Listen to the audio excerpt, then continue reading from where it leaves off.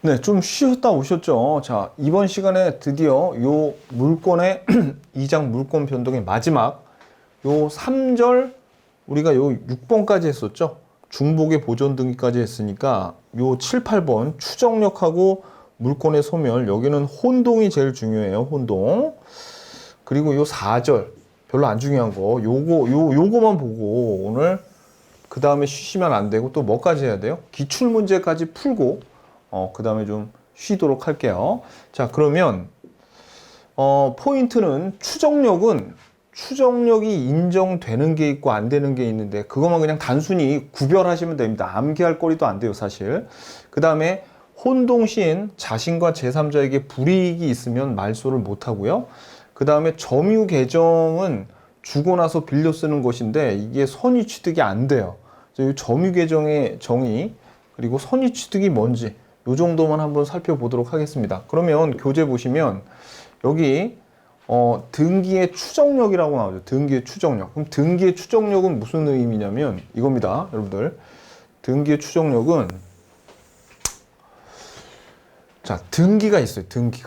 등기가 하는 역할이 뭐예요? 등기에 하는 역할은 공시하는 역할이죠. 그러면 공시가 남한테 보여준다는 그런 역할을 하고 있는데 자, 만약에 등기가 이렇게 돼 있대요. 여기 1번 소유권자 A로 이렇게 돼 있으면 A라는 것이 이 부동산의 소유자라는 거를 보여주는 역할을 하는 게 등기라 그랬죠. 그럼 여기 A라고 등기가 A로 돼 있으면 이 부동산은 A 거야 라고 사람들이 추측할 수가 있겠네. 이 등기를 보면 이 부동산은 A 거구나 라고 추측할 수 있어요. 왜? 왜냐하면 등기부의 역할 자체가 뭐 하는 거야? 등기가 공시하는 역할을 하는 거죠.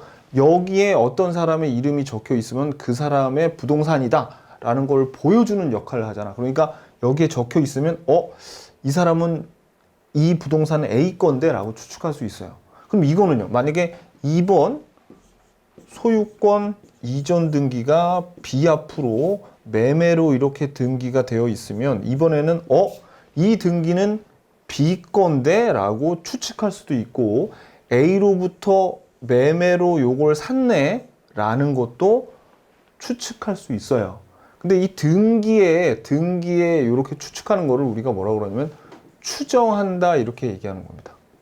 그럼 왜 100% B가 소유권자라고 100% 확신하지 못하냐면 등기는 뭐가 없기 때문에 공신력은 없죠. 그러니까 혹시나 B가 아닐지도 몰라요. 그렇기 때문에 어떻게 우리는 그냥 추정하는 수준까지만 보는 거예요. 100% 확신은 안 돼. 왜? 공신력은 없으니까. 자, 그래서 이렇게 등기가 이렇게 되어 있어서 요 B 앞으로 등기가 돼 있으면 요거는 어떻게 되는가? B가 소유권자로 추정된다. 이렇게 얘기하는 거죠. 자, 그래서 우리가 보세요, 여러분들. 여기 등기가 추정이 있다. 그러니까 봐봐요. 이렇게 방금 전에 소유권자 A에서 2번 소유권 이전 등기 비매매로 이런 식으로 등기가 되어 있을 때 B가 소유자로 추정된다. 그리고 B에게 추정력이 있다. 이런 표현은 무슨 의미랑 똑같냐면 입증 책임이 없다라는 말이랑 똑같아. 무슨 얘기냐면 이겁니다. 예를 들어서 C라는 사람이 나타나가지고 이 등기를 보고 등기를 부정해요. 뭐라고 부정하냐면 저기요, 제가 원래 이 건물의 소유자인데 이 B로 등기가 잘못되어 있네요 라고 등기를 부정하죠. 그러면 이 등기에 대한 등기에 대해서 요게 그 정확한지 아닌지를 증명하는 역할은 누가 해야 되냐면 추정을 받고 있는 B가 입증하는 게 아니라 요 등기를 부정하는 C가 입증해야 돼요. 무슨 얘기냐면 B가 여기 적혀 있는 B가 돌아다니면서 제가 이 집주인 맞아요. 이 등기 맞아요. 맞다니까요 하고 돌아다니는 게 아니라 이 C가 돌아다니면서 이 등기가 잘못됐다는 것을 C가 입증을 해야 된다는 얘기입니다. 그러니까 추정받고 있으면 입증 책임이 없는 거예요. 무슨 뜻인지 아시겠죠? 요게 포인트예요. 요게 추정력은. 즉 입증 책임이 없다는 의미나 추정된다는 의미나 똑같은 얘기입니다. 자, 그러면 우리 교재를 한번 보시면, 자, 교재에 그냥 추정력의 의의는 되게 어려워요. 읽어봤자 뭔 소리인지 모르는데 그냥 추측되는 겁니다. 왜?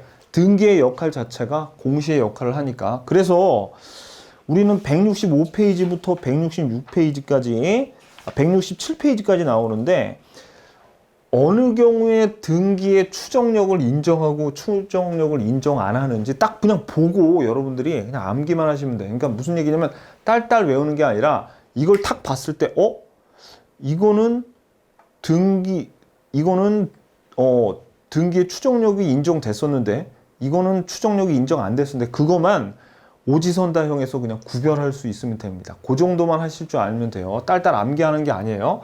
그러면 여기에서 있잖아요. 이 등기가 이렇게 돼 있으면은 요 B가 소유자라는 것만 추정되는 게 아니라 A가 B로부터, 그러니까 등기에 적혀 있는 거는 다 그냥 추정된다고 보시면 돼요. 그러니까 A가 B에게 이렇게 등기가 됐을 때 적법하게 등기가 A에서 B로 그 절차가 이루어졌다는 것도 추정이 되고 등기 원인이 매매였다는 것도 추정이 되겠죠.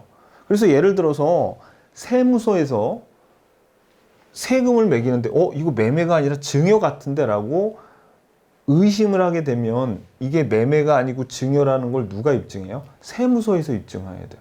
부정하는 자가. 아셨죠? 뭐 그런 식입니다. 다 되는 거예요. 그리고 저 너머에 있는 거, 예를 들어서 저당권 설정이 되어 있으면 거기에 대한 피담보 채권도 존재하겠거니 라는 것도 좀 추정이 됩니다. 그런 것들. 자, 이제 한번 볼게요. 자, 그러면 첫 번째 줄줄 보시면 돼. 1번. 등기가 절차가 적법하게 되었다는 거 추정하죠. 등기의 절차. 자, 밑줄. 절차가 추정된다. 그 다음에 요거 좀 조심하셔야 되는 게 저당권이나 근저당권 설정 등은 어떤 것까지 추정되냐면 피담보 채권의 존재는 추정돼요. 근데 조심하셔야 될 게 피담보 채권을 성립시키는 기본 계약의 존재는 추정되지 않아요. 그러니까 요거 조심하셔야 돼. 피담보 채권은 추정되는데 계약이 있었다고는 추정되지 않아요. 여기까지는 요거 조심하시고, 그 다음에 등기 추정력은 등기 원인 밑줄. 등기 원인도 등기부에 적혀 있으면 요건 제대로 된 등기 원인이구나 라고 추정할 수 있고, 그리고 4번에 보세요. 등기 원인의 행위에 그 태양이나 과정이 다소 다르게 주장한다고 하여 이로써 추정력이 깨지는 건 아니다. 밑줄. 이것도 시험에 출제된 내용인데 다소 등기 원인이나 이런 거에 조금 문제가 생겼다 그래서 추정력이 깨지는 것은 아니더라. 요거. 자, 그 다음에 5번.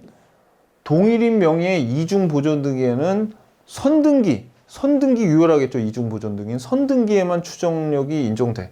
후등기는 아니고요. 그 다음에 대리에 의한 매매 계약을 원인으로 소유권 이전 등기가 이루어진 경우 대리권의 존재가 추정돼요. 그러니까 여러분들은 등기에 적혀 있는 거는 그냥 웬만큼 다 그냥 추정된다고 보시면 돼요. 다 추정되는 거예요. 등기에 적혀 있으면. 그 다음에 7번에 소유권 이전 등기 명의인의 추정력은 제3자뿐만 아니라 권리 변동의 당사자에게도 미친다. 즉, 그 전 명의인에 대해서도 적법한 등기 원인에 의해서 소유권을 취득한 것으로 추정되며 권리 변동의 당사자 간에도 추정력은 인정된다. 자, 이게 무슨 뜻이냐면 봐봐요. 우리가 지금 요 A하고 B 있죠?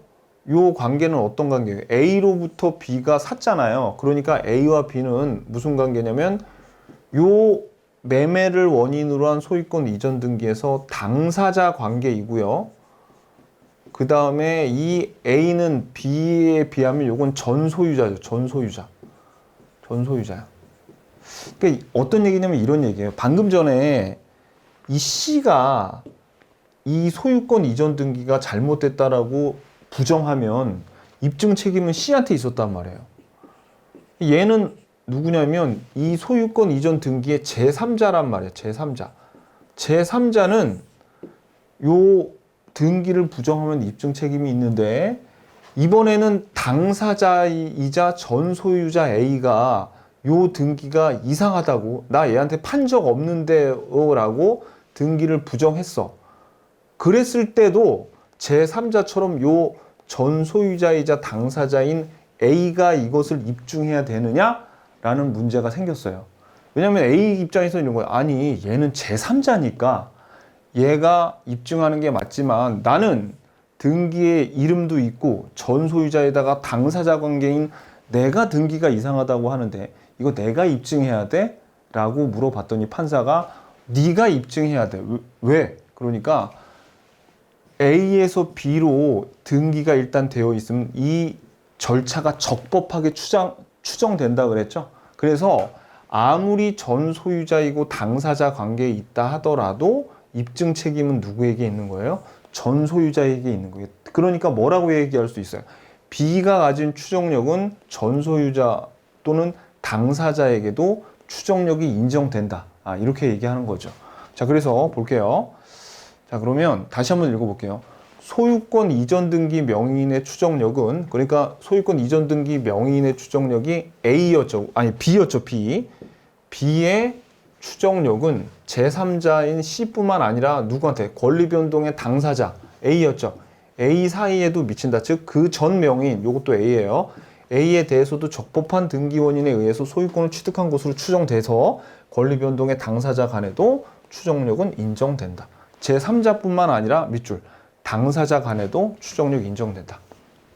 그리고 특별조치법 나오죠. 그럼 여러분들 이거는 특별조치법이라는 게 있어가지고요. 예전에 이 뭐 농촌 그쪽에 가면 소유권이 불분명한 부동산 같은 거를 이 구청 같은 데서 종이로 확인서를 써줬어요. 확인서를 써줘가지고 이거 얘 거야 라고 소유권을 관청에서 이렇게 확인서를 써줘서 소유권을 증명하는 경우가 있었는데, 그러니까 얘는 강한 추정력이 인정돼요. 그래서 특별조치법 나오면 어떻게 해야 되냐면 요거는 강한 추정력이에요. 강한 추정력. 그러면 이 추정력을 깨기 위해서는 아까 써줬던 이 확인서, 보증서 등이 허위 위조됨을 증명이 되는 것까지 돼야지 추정력이 깨어지는 겁니다. 비로소. 아셨죠? 그래서 여러분들 특별조치법 추정력은 약한 추정력 아니면 추정력이 인정 안 된다 그러면 틀려요. 강한 추정력이 인정돼서 이 확인서에 허위 위조됨이 증명되어야지 비로소 추정력이 깨어지는 겁니다. 강한 추정력. 옆에다가 여러분들이 강함 이렇게 적어요. 추정력이 강해 얘는. 그 다음에 9번에 이것도 시험 지문에 나왔던 건데, 존속기간이 시작되기 전에 마친 전세권 설정 등기도 특별한 사정이 없는 한 유효한 것으로 본다, 추정된다. 무슨 얘기냐면 전세권을 얘가 실제로 산 게 2020년 2월부터 실제로 살았는데 전세권 등기가 2019년 12월로 돼 있어요. 그러면 등기가 미리 된 거죠. 그죠? 그러니까 전세권 이렇게 시작되기 전에 등기가 된 것도 어떻게 해요? 그냥 유효한 것으로 보는 겁니다. 이렇게. 그러니까 뭐 날짜 같은 게 별로 크게 구속받지 않는다 이 얘기예요. 그래서 요거까지 1번부터 9번까지는 추정된다는 거 요 얘기고요. 그 다음에 추정력이 불인정되는 게 사실 더 중요해요. 추정력이 불인정되는 거. 요거를 잘 보셔야 돼. 자, 근데 불인정되는 거는 외우기도 훨씬 쉬워요. 내용이 좀 강렬해. 자, 봐봐요. 1번에 추정력은 등기, 즉 권리의 등기인 갑구하고 을구에만 미치지 표제부에는 미치지 않아요. 표제부에는 미치지 않는다. 그래서 부동산 표시의 등기에는 미치지 않는다. 그리고 권리의 추정력은 그러니까 추정력은 갑구, 을구에만 미친다. 그리고 표제부에도 안 미치는데 당연히 대장은 사실관계만 적lum되죠. 그러니까 대장에는 더 추정력이 인정되지 않아요. 그래서 건축물 대장의 소유자로 등록이 되어 있어도 이거는 소유권자로 추정되지 않습니다. 왜? 대장 자체는 권리를 적는 게 아니라 뭐를 위해서 존재하는 거냐면 사실관계를 위해서 존재하는 거거든요. 그래서 추정되지 않고요. 그리고 이건 봤죠? 가등기는 추정력이 인정되지 않아요. 그래서 가등기가 있다고 해서 본등기를 청구할 어떠한 법률 관계가 있다고 추정되지 않습니다. 이건 우리 가등기에서 배웠던 거. 요게 사실 시험에 제일 잘 나와요. 3번. 그 다음에 4번. 등기된 부동산에 대해서는 점유의 추정력은 배제됩니다. 점유의 추정력은 배제돼요. 단 옆에다 적어 놓으세요. 등기에는 점유의 추정력은 인정을 안 하는데 점유의 효력이란 게 있어요. 나중에 뒤에 가면 점유의 효력은 인정됩니다. 요거는 이제 등기법에서 더 시험 문제 잘 나오는데 추정력은 인정 안 돼요. 점유에 대한. 자, 그 다음에 5번에 당연히 사망자, 허무인 명의의 등기는 추정력 인정 안 되고요. 그 다음에 등기 기록 자체에서 부실 등기 밑줄. 너무 부실 등기가 명백한 경우에는 추정력이 미치지 않아요. 이거는 우리가 어떤 내용이 있냐면 실제 판례인데 등기가 A, B, C가 요거를 어떤 부동산을 공유할 때 지분이 3분의 1, 3분의 1, 3분의 1 이렇게 돼야 되는데 하나가 어떻게 되냐면 3분의 2로 이렇게 됐어요. 이거 가분수죠. 너무 부실해. 이런 거는 인정 안 한다. 그 다음에 등기가 원인 없이 부적법하게 요것도 시험에 잘 나오는데 등기가 원인 없이 부적법하게 말소가 된 경우에는 회복 등기가 완료되기 전이라도 이런 부적법하게 말소된 등기는 그냥 말소 등기가 안 됐다고 치는 거야. 안 됐다고 보는 거야. 그래서 자, 회복 등기가 완료되기 전이라도 말소된 등기의 등기 명의인은 여전히 적법한 권리자로 추정되는 거죠. 그래서 부적법하게 등기가 돼 있으면 그거는 등기가 안 된 걸로 치는 겁니다. 안 된 걸로 보는 거예요. 오케이. 그 다음에 자, 마지막 8번. 8번하고 9번인데 일단 요 8번이 조금 복잡하니까 쉬운 9번부터 볼게요. 건물의 소유권 보존 등기 명의인이 건물을 신축하지 않은 것으로 밝혀진 경우에는 추정력이 깨어집니다. 뭐 이건 당연하겠죠. 자, 그리고 이제 8번이 요 9번하고 좀 이어진 내용인데 이 8번은 여러분들 읽어도 잘 이해가 안 갈 거예요. 소유권 보존 등기는 소유권이 진실하게 보존되어 있다는 것만 추정력이 있고 권리 변동에 관해서는 추정력이 미치지 아니한다. 따라서 소유권 보존 등기 명의인이 이전의 소유권자로부터 부동산을 양수한 것이라고 주장하고 이전 소유자는 양도 사실을 부인하는 경우에는 그 보존 등기의 추정력은 깨지고 명의인 측에서 그 양수 사실을 입증해야 된다. 뭔 소리인지 잘 모르겠죠. 자, 이거는 무슨 얘기냐면 이겁니다. 여러분 보세요.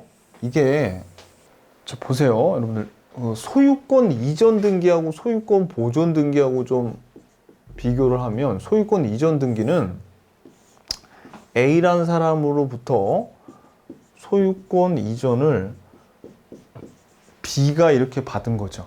그래서 우리가 방금 전에 봤지만 만약에 A가 나 얘한테 안 팔았는데 라고 부인을 하더라도 전 소유자가 부인했어요.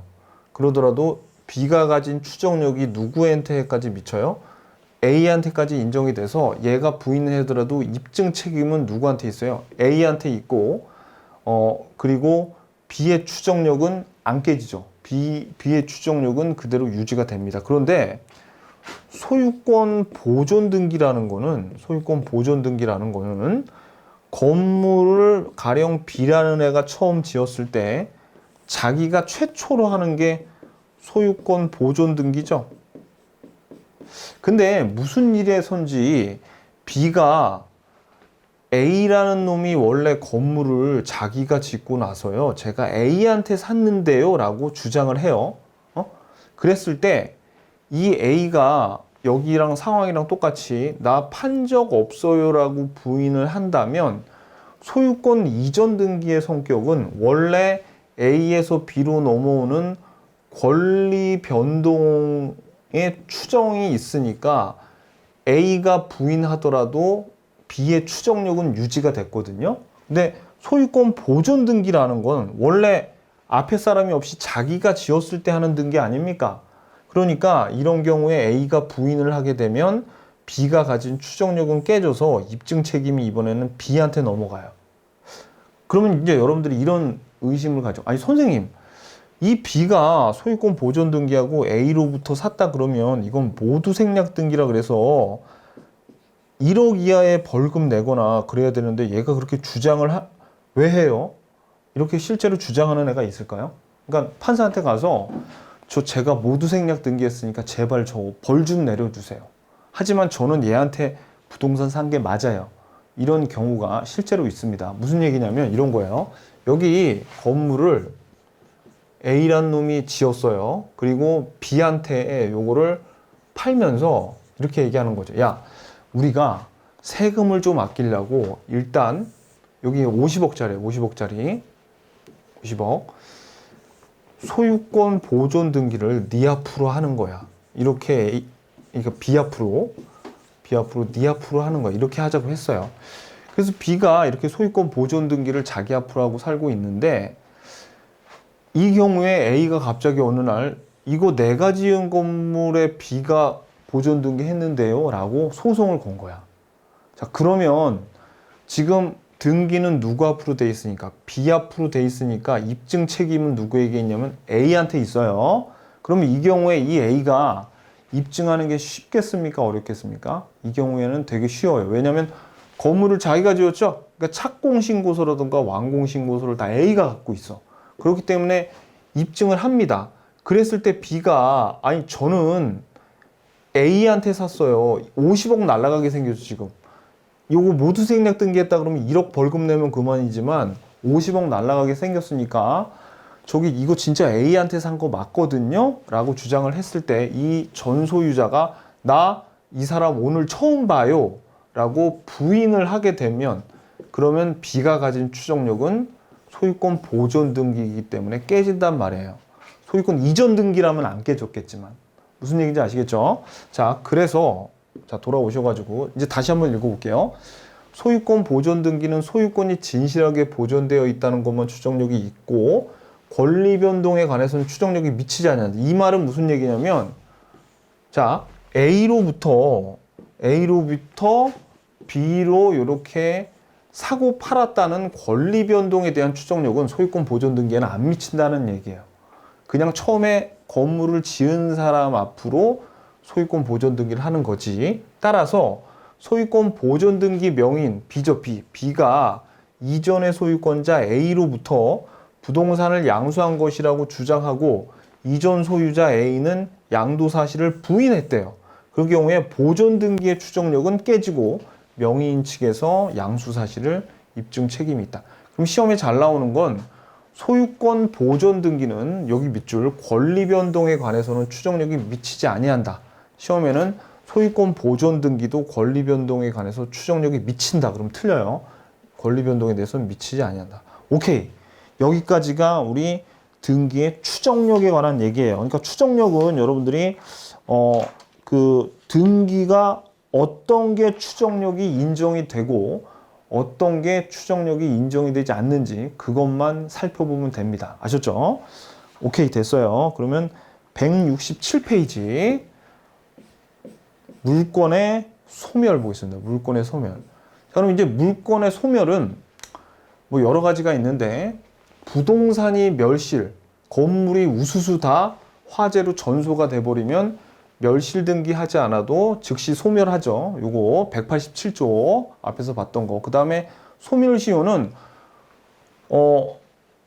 권리를 행사하지 않으면 그 권리가 소멸하는 건데 소유권 있죠. 소유권은 그냥 영원하다고 보니까 소유권은 소멸이 안 돼요. 소멸시효로. 저당권은 채권이 있는 한 계속 존재하니까 소유권과 저당권은 소멸시효에 걸리지 않습니다. 그리고 점유권과 유치권도 얘네들은 점유를 그냥 딱 놓는 순간 얘네들의 권리가 사라져요. 그러니까 얘네들도 소멸시효에 걸리지 않는데 점유를 요하는 지상권, 지역권, 전세권과 같은 거는 20년 동안 한 번도 점유를 안 하잖아요. 그러면 소멸시효에 걸립니다. 그러니까 요것만 점유를 필요로 하는 지상권, 지역권, 전세권만 소멸시효에 걸리고 나머지 권리들은 안 걸리더라.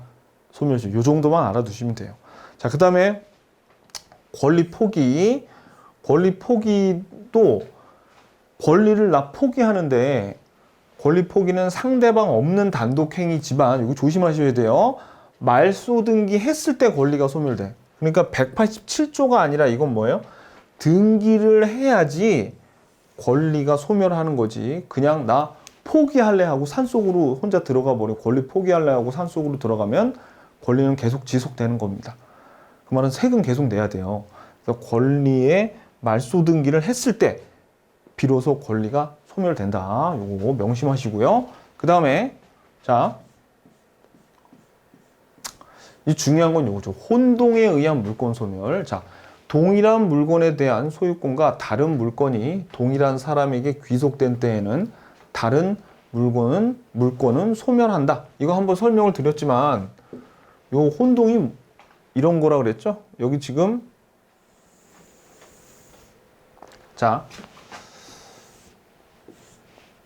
A라는 사람이 전세권을 B한테 설정해 줬어요. 그리고 나서 이 A가 요 전세권자 B한테 요 건물을 이전을 해주면 이제 소유권과 다른 물건이 동일한 사람께 되는 거죠. 그러니까 동일한 사람이 소유권이 전세권보다 자, 소유권이 전세권이 가지고 있는 사용 수익할 권능뿐만 아니라 저당권이 가지고 있는 처분하는 권능까지 다 포함하고 있으니까 소유권의 범위가 더 크죠. 그러니까 이 전세권 없어도 B가 소유권을 갖게 된단 말이에요. 그래서 이 경우에는 등기하지 않더라도 어떻게 되는 겁니까? 이게 소멸되는 거, 이걸 우리가 혼동이라 그러는 겁니다. 혼동. 그래서 자, 동일한 물건에 대한 소유권과 다른 물건, 방금 전에 전세권 있죠? 저당권이 저 자리에 왔어도 마찬가지예요. 다른 물건이 동일한 사람에게 귀속된 때 다른 물건, 소유권 이외의 다른 물건은 소멸하는 거죠. 그런데 요 동그라미 1번, 2번 같은 경우에는 소유권을 취득하더라도 혼동에 의해서 소멸되지 않는 경우가 있는데, 자, 요 동그라미 1번은 요거는 자기 손해 이렇게 적어요. 자기 손해. 요 2번은 제3자 손해. 요 경우에는 어떻게 한다? 요 경우에는 멸실시키지 못해요. 자, 무슨 뜻이냐면 이겁니다. 지금 혼동으로 다 소멸시킬 수 있는 건 아니고, 이거 봐봐요. 여기 지금 소유권자 A가 이렇게 전세권을 B한테 설정해 줬어요. 저당권이라고 합시다. 저당권을 B한테 설정해 주고요. 그 다음에 2번에 또 저당권 설정 등기가 C 앞으로 돼 있는 상태에서 이렇게 소유권이 B한테로 넘어왔어요. 그러면 지금 여기에 있는 저당권과 여기에 있는 소유권자가 둘이 같으니까 얘를 혼동으로 소멸시키면 되겠어요? 안 되겠어요? 이건 안 돼. 왜냐면 가령 여기 나중에 자기가 요거 지금 소유권자라 하더라도 경매가 벌어졌을 때 요 B가 선순위죠, 선순위. 그러니까 예를 들어서 여기 2억, 그리고 여기 3억, 뭐 이렇게 금액이 돼 있을 때 경매가 되면은 나중에 얘가 자기가 배당을 먼저 받고 그 다음에 C가 받아야 되는데, 만약에 이 저당권이 소멸돼 버리면 나중에 경매에서 자기가 받을 수 있는 그 권리가 소멸돼 버리잖아요. 그러니까 요 B 자신이 손해 볼 때, 즉 후순위 권리자가 누군가 있으면은 혼동하면 안 된다는 얘기예요. 무슨 뜻인지 아시겠죠? 누가 손해 볼까 봐, 자기가 손해 볼까 봐. 그럼 순위가 얘가 그냥 올라가 버리잖아요. 이게 없어지면. 그죠? 요게 첫 번째. 두 번째는 이번에는 어떤 경우가 있냐면 이런 경우가 있어요. 자, 여기 지금 1번 소유권자 A가 B한테 전세권 설정을 해주고요. 그 다음에 요 전세권자 B가 전세권을 목적으로 해서, 즉 전세권자인 B가 돈을 빌렸어요. 요 전세금을 담보로 해서. 그러면 부기등기로 저당권 설정 C. 이렇게 해서 뭐 2억을 C한테 빌렸다고 쳐봐요. 그런 다음에 이렇게 소유권이 B가 샀어요. 그러면 자 봐봐. 이번에 이 전세권도 소유권하고 서로 혼동이 되죠. 그런데 요 주등기인 전세권이 말소되면 부기등기인 저당권도 같이 덩달아서 직권말소 당하거든요.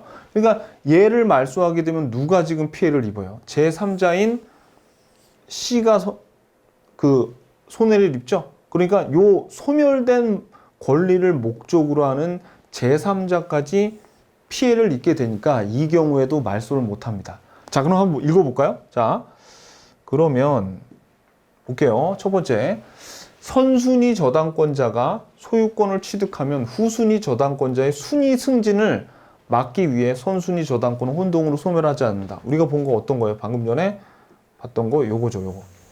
요거. 선순위 저당권을 말소하면 후순위 저당권자가 순위 승진을 해서 자기가 손해를 입는단 말이에요. 그러니까 요거 안 된다. 그 얘기고요. 두 번째, 다른 물건이 제3자의 권리의 목적이 된 때, 방금 전에 우리 본 게 이거죠. 어떤 거야? 요 전세권이 저당권의 목적이 됐잖아요. 그랬을 때는 소멸하지 않는다. 예를 들어서 지상권. 저는 전세권으로 했는데 여긴 지상권으로 똑같아요. 지상권을 목적으로 한 저당권이 설정된 상태에서 지상권자가 소유권을 취득해도 지상권은 소멸하지 않는데 이는 저당권자를 보호하기 위함이다. 왜냐하면 여기서 지상권, 즉 아까 했던 전세권이 말소가 돼버리면 같이 저당권이 말소되거든요. 그러니까 이건 지우면 안 돼. 그리고 점유권은 소유권과 병존할 수 있으니까 혼동으로 소멸하지 않는다는 거. 요거 알아두시고 요 1번하고 2번 요거 혼동에서 나오면 그냥 여기서 나옵니다. 요 경우에 자기가 손해를 볼 경우 순위 승진에 의해서, 두 번째는 제3자가 손해를 입을 경우, 요 경우에는 어떻게 된다? 말소하지 않는다. 요 두 개 조심하시고요. 그 다음에 제4절 명인 방법과 동산의 물권 변동에서, 명인 방법은 우리 봤죠? 한번 볼까요? 수목과 같은 지상물을 토지와는 별도로 거래할 수 있도록 그 소유권이 누구에게 있음을 외부에 명백히 인식시키는 공시방법. 거창하게 적었지만 울타리 쳐놓고 편말에다가 이거 누구 거야? 라고 써놓는 거예요. 그래서 적용 범위는 그냥 여러분 한번 보세요. 수목이나 뭐 이런 거. 근데 명인 방법에 인정되는 권리는 소유권이지 저당권은 안 된다 그랬죠?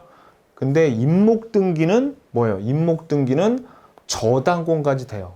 임목등기는 소유권뿐만 아니라 저당권도 된다. 이거 앞에서 봤던 내용이었습니다. 그죠? 자, 그럼 이제 마지막 우리 동산의 물권 변동 한번 살펴볼게요. 자, 지금부터는 동산에 관한 얘기예요. 부동산에 관한 얘기가 아니라 동산에 관한 얘기이기 때문에 출제 빈도도 상당히 낮은 편이니까 그냥 재미삼아 그냥 들으세요. 아셨죠? 자, 그래서 우리 부동산은 계약을 한 후에, 그죠? 매매 계약을 하고 나서 소유권이 이전되려면, 물건이 이전되려면 어떻게 해야 돼요? 등기가 돼야 되죠. 근데 요 동산 같은 경우에는 요 물건이 인도가 되는 걸 봤더니 4가지의 형태가 있더라. 그래서 이 4가지로 나눠 봤는데 한번 볼게요. 이게 뭐가 있냐면 현실의 인도가 있어요. 현실의 인도가 그냥 우리가 동산 보는 거예요. 예를 들어서 어떤 골프채가 있을 때 요 동산이죠. 요거를 A가 B한테 인도해 주고 그 다음에 B로부터 돈 받는 거. 이게 가장 일반적으로 나타나는 현실의 인도입니다. 그냥 사고 파는 거죠. 근데 간이 인도는 뭐냐면 이겁니다. 간이 인도는 A가 B한테 먼저 골프채를 빌려줬는데 B가 너무 이 골프채가 마음에 든다 그래서 나중에 돈만 줬어요. 그러면 물건은 먼저 왔고 돈은 나중에 갔죠. 이걸 뭐라 그러냐면 간이 인도라고 합니다. 별거 없죠. 여기는 거의 동시에 돈과 물건을 바꿔치기 하는 거고, 요 간이 인도는 먼저 물건 받고 한참 있다가 돈 주는 거. 별거 아니에요. 자, 그리고 여기 점유 계정이 있고 목적물 반환 청구권 양도가 있는데 요거부터 먼저 설명드릴게요. 목적물 반환 청구권은 뭐냐면 이거예요. 지금 여기 A가 C한테 골프채를 빌려줬어. 골프채를 빌려줬어. 그러면 나중에 이제 C가 A한테 요거를 돌려줘야 될 거 아닙니까? 그런데 이 A가 이 골프채를 누구한테 파냐면 B한테 팔았어요. B한테 팔면서 뭐라고 얘기하냐면, 야, 여기 있는 골프채 C한테 받아라 라고 하는 거예요. 그러면 목적물 반환을 C가 A한테 하는 게 아니라 C한테 전화해서 A는 C한테, 야, 그 골프채 내가 B한테 팔았으니까 B한테 넘겨줘 라고 하는 게 목적물 반환 청구권을 양도하는 거예요. B한테. 즉 C한테 돌려받을 골프채에 대한 권리를 누구한테? B한테 주는 거죠. 목적물 반환 청구권. 아셨죠? 요거 별로 안 중요해요. 그냥 별로 안 중요해요. 이거 동산이기 때문에 출제 빈도가 별로 안 높습니다. 근데 점유계정 정도는 요거는 좀 특이한 거니까 알아두세요. 이거는 무슨 뜻이냐면 이거예요. 여기 A가 B한테 골프채를 팔았죠. 그런 다음에 요 골프채를 다시 A가 다시 빌려가지고 요 골프채에 대한 뭐 사용료를 B한테 주거나 요걸 뭐라 그래요? 요거를 점유 계정이라 그럽니다. 그럼 결국 다른 거는 우리 이 점유 계정 빼고 다른 놈들은 이 골프채가 요 실제 주인 B한테 골프채 가 있죠. 그죠? 요것도 간이 인도지만 요것도 골프채가 B한테 가 있고 요것도 C한테 골프채가 있지만 결국은 나중에는 B한테 골프채가 갈 거 아닙니까? 하지만 점유 계정은 실제 주인은 B지만 지금 현재 누가 점유하고 쓰고 있어요? A가 쓰고 있잖아요. 그래서 이 점유 계정은 이따가 지금 바로 선의 취득이란 걸 배울 텐데 선의 취득에서 점유 계정을 인정을 안 해줘요. 자, 무슨 뜻이냐? 자, 이제부터 한번 볼게요. 자, 그래서 예를 들어서 선의 취득이라는 게 이겁니다. 요 명품 시계를 갑이 을한테 빌려줬어요. 그러면 이 을이 자기 게 아니니까 을은 이거 다른 사람한테 팔면 안 되죠. 그런데 이 을이 워낙 지금 갑자기 돈 쓸 일이 생겨가지고 이 시계를 병한테 매도했어요. 그럼 만약에 이게 부동산이었으면 우리 이거 뭐 무효 막 그런 게 될 텐데 이 동산은 요 병이요. 요 거래가 만약에 하자가 없는 거래예요. 하자가 없는 유효인 거래에다가 이 병이 선의 무과실 평공연하게 여기서 거래가 이루어졌으면 병이 선의 취득하게 됩니다. 병이 잘못이 없으면 잘못은 전적으로 누구한테 있는 거예요, 지금? 을한테 있는 거죠. 이 경우에 선의인 병은 요 시계를 어떻게 해요? 취득할 수 있어요. 아셨죠? 요걸 뭐라 그러냐면 선의 취득이라 그런다. 그런데 요 방법에서 만약에 이때 요게 점유 계정의 형태로 이게 일어나면 이 경우에는 안 돼. 이 경우에는 선의 취득이 안 돼요. 즉 을이 병한테 이 명품 시계를 팔아놓고 잠깐 내가 좀 쓸게, 내가 사용료 좀 주고 하고 을이 시계를 갖고 있었다? 이러면은 점유 계정이죠. 이 경우에 선의 취득이 안 되는 거예요. 자, 그 다음에 지금 같은 경우에 빌려준 경우에는 이게 되는데 만약에 을이 갑으로부터 시계를 훔쳤어. 도품이 훔친 거죠. 그리고 유실물이라면 자, 얘가 선의 취득을 이런 식으로 만약에 매도를 하게 되죠. 그래서 이 병이 위에랑 똑같이 선의 무과실 평온 공연하다 하더라도 이 갑이 이걸 알았으면 2년 내에 반환 청구를 2년 내에 이걸 알았어. 나중에 자기가 도둑 맞은 물건이 병한테 가 있는 걸 알았으면 2년 내에 병한테 반환 청구할 수 있습니다. 그러면 병은 시계 뺏기겠죠. 얘한테 손해배상 하면 되는 거예요. 얘한테. 요게 선의 취득이에요. 별로 어려운 내용 아니죠. 그럼 포인트는 뭐냐면 선의 취득은 요 병이 선의로 요거를 취득을 해야 되는데 선의 무과실로 이때 점유 계정이면 안 되고 그 다음에 요 매도한 요 계약이 유효해야 돼요. 요 계약 자체가 무효면 선의 취득이 안 돼. 그리고 도품이나 유실물인 경우에는 이런 특약이 있다. 요 정도만 알아두시면 됩니다. 아셨죠? 자, 그럼 교재 한번 볼까요? 자, 교재. 동산의 물권 변동은 자, 권리자로부터의 취득하고 선의 취득 두 가지가 있는데 권리자로부터의 취득은 현실의 인도, 간이 인도, 점유 계정, 그 다음에 목적물 청구권의 양도 이렇게 있다. 그리고 무권리자로부터의 취득, 아까 위는 무권리자로부터의 취득이 선의 취득인데 보세요. 동그라미 1번에 평온 공연하게 동산을 양수한 자가 선의이며 과실 없이 그 동산을 점유한 경우에는 양도인이 정당한 소유자가 아닌 때에도 즉시 그 동산의 소유권을 취득한다. 이때 선의 취득을 위해서는 그 거래 행위가 유효한 거래 행위여야 돼요. 그리고 매매뿐만 아니라 이 거래가 경매도 포함이 되고요. 그 다음에 점유 계정에 의한 선의 취득은 판례에서 인정하지 않습니다. 자, 도품과 유실물의 경우 1번 전조의 경우에 그 동산이 도품이나 유실물일 때에는 2년 내에 반환 청구할 수 있다 그랬죠. 요거.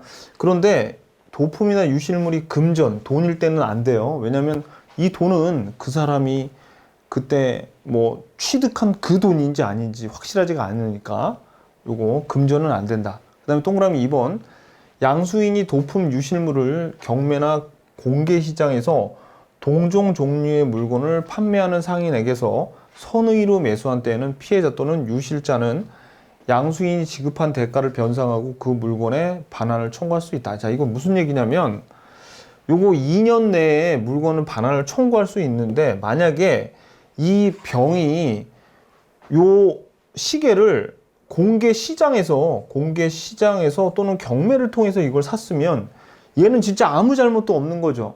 그럴 때는 이 갑이 병한테 보상을 해주고 갖고 와야 돼요. 여기서는 어떻게? 아까 그 도품 같은 경우에 공개 시장이나 경매로 산 게 아니라 요 도둑놈한테 곧바로 샀으면은 얘가 뺏어올 수 있는데 공개 시장에서 샀을 때는 변상해주고 갖고 와야 된다는 얘기입니다. 별로 안 중요해요. 지금 뭐에 관한 얘기니까 우리 부동산 공인중개사 공부하고 있는데 이런 요 동산에 관한 얘기죠. 그러니까 안 중요해요. 그러니까 시험에 거의 안 나오니까 그냥 재미로 알아두세요. 요 동산에 관한 얘기는 안 나올 겁니다. 앞으로도. 자, 그냥 안 하려다가 그냥 했어요. 자, 그러면 포인트. 추정력은 그냥 단순히 암기해야 됩니다. 어떻게? 추정력이 인정되는 거와 안 되는 거 구별하셔야 되고요. 그 다음에 혼동시에 자기나 제3자에게 불이익이 있으면 말소 안 한다 그랬죠? 점유 계정 참고적으로 요거 알아두시고 선의 취득할 때 점유 계정은 안 된다는 거. 그 정도 됐습니다. 자, 그래서 오늘 좀 워낙 좀 분량이 좀 많아서 3개로 나눠서 했는데 기출 문제는 이제 기출 문제를까지 풀고 좀 쉬셔야 돼요. 힘들지만 만약에 문제를 안 풀고 그냥 여러분들이 여기서 스톱 해버리면 그동안 사실 공부했던 게 너무 아깝잖아요. 그죠? 그래서 물권 변동에 대한 요 기출 문제 한 15분 정도 쉬었다가 기출 문제 풀러 저하고 같이 가보자고요.